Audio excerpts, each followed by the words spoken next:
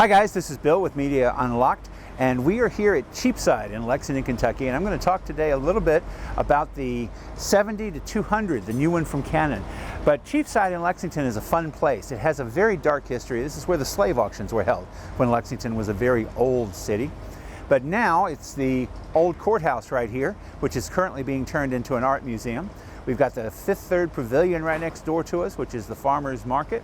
We've got a whole bevy of great restaurants, including one right over there, named for Belle Breezing, by the way, who is the South's most famous madam and a character in Gone with the Wind, believe it or not.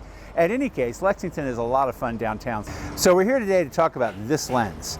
It's the new 70 to 200 2.8 version 3 from Canon. Our friends at B&H sent it to us about a month ago. They sent us two of them, in fact, and David and I have been playing with it, taking some really cool images. Now, this lens retails for about $2,100 right now on B&H, so it's a good piece of change. So I'm going to set it down over here because, well, it's almost like a Monday morning and I'm afraid I'm going to drop it, and David doesn't like it when I do that. It really messes up next month's shooting budget. So, at any case, we shot this lens in a variety of different things. We did a photo shoot with it with a beautiful model named Heather Nicole. I took it to Cincinnati and I shot at night of the Roebling Bridge and a Ferris wheel that they've got up there right now. We shot the Lexington Legends minor league baseball team as they were winning the South Atlantic League Championship. And we shot it for a variety of different things. Downtown Lexington, some street photography. I shot a few other models with it. It was absolutely spectacular. So what I want to do now is we're going to go and talk about each one of those shoots just a little bit, talk about how the lens performed, but we're going to try to answer the best question in the world for you. Is this lens worth the upgrade? Okay, so we're back in 3.0 Studios now. We're kind of getting away from the noise. They were doing some construction out there.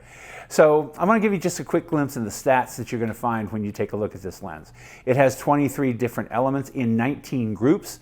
It has one fluorite element and 5 USD coated elements. It has an 8-blade rounded aperture.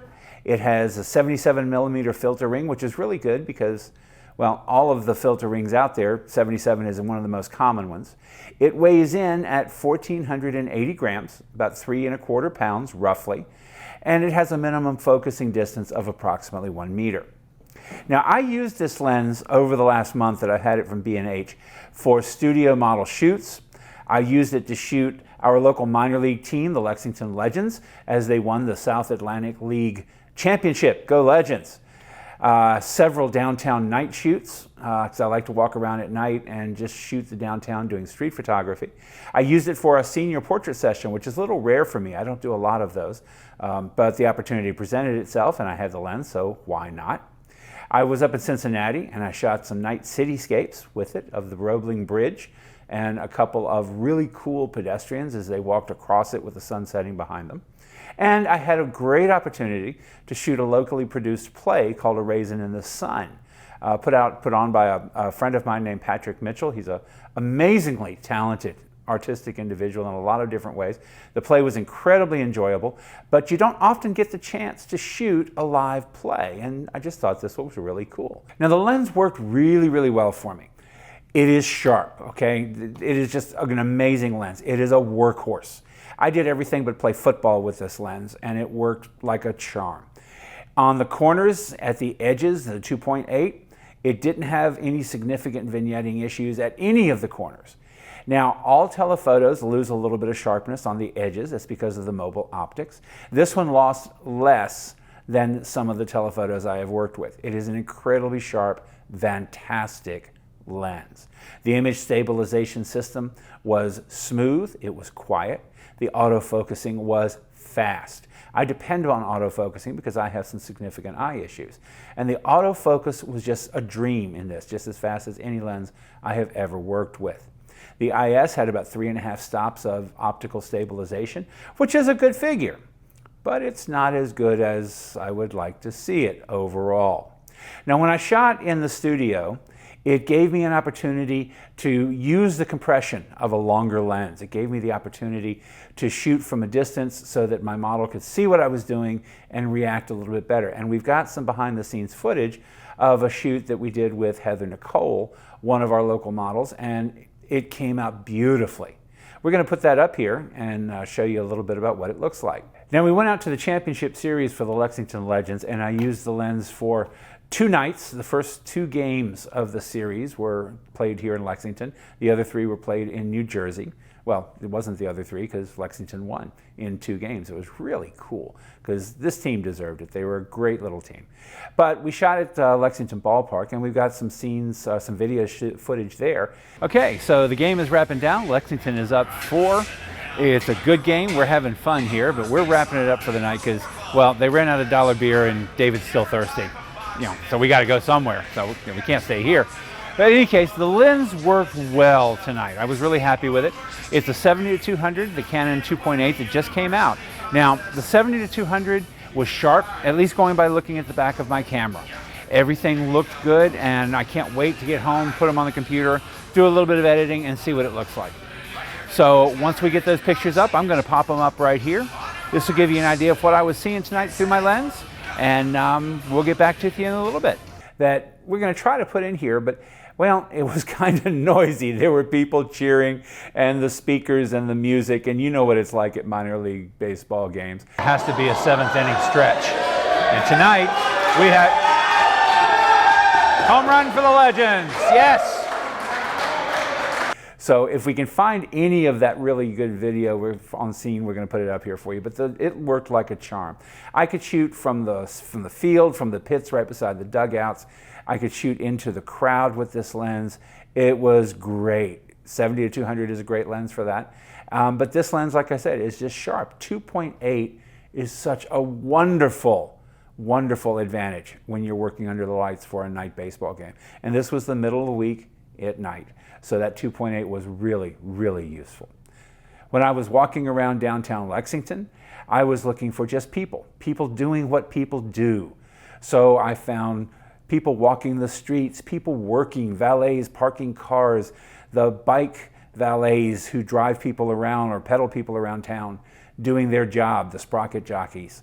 I found a movie. They were playing an old movie, Alicia Silverstone, I think, called Clueless. It was a great, great opportunity. I shot neon signs because I love the colors at night. And the lens worked well. Again, the 2.8 was amazing. Now, I did use it on a monopod for the sports photography as well as for downtown because I find 3.25 pounds to be a little bit heavy when it's compared and added to my full rig. I shoot a 5D Mark III, so it's heavy by the time I get all of this put together, and it tires me out. I'm kind of getting old these days.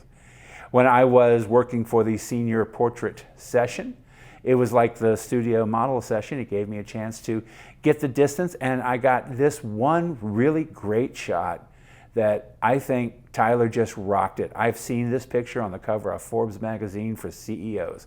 I'm going to pop that up here just to show you what it looked like because I think it came out really well. When we were shooting the night cityscapes of Cincinnati, I was using a wide angle lens for most of it because I was more interested in getting the bridge in the entire frame, but I used this one to focus in on some of the details.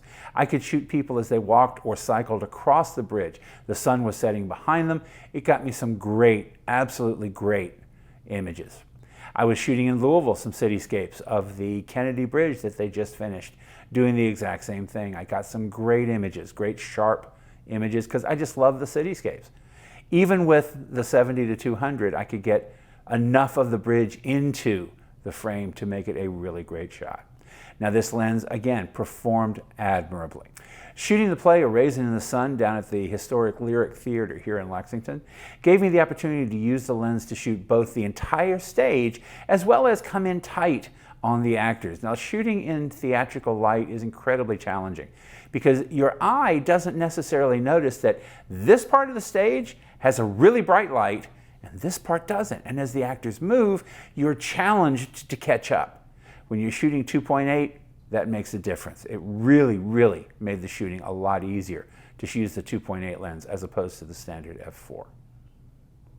So what are my conclusions about this lens? You can obviously tell it's a great lens. I love this lens, and I am probably going to buy it and put it in my bag. I haven't done so yet. Haven't quite made that decision because I'm debating a few other lenses at the same time. But would I buy the version 3 or the version 2? The reality is, the only significant difference between the two is the new air sphere coating on the elements versus the old coating that Canon used. and a different color paint on the outside, which, you know, my truck is so beat up it barely moves and it gets me from where I'm going, so I don't care what the outside looks like. But that air sphere coating, can it be a big deal? Well, for me and the way I shoot, it's not a huge issue because I'm not often shooting into the light. I'm not often shooting into the sun.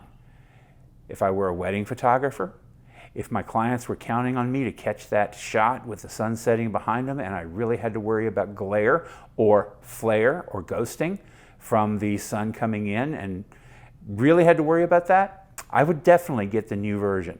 The air sphere coating reduces the glare because it lets the light bend less inside of the barrel.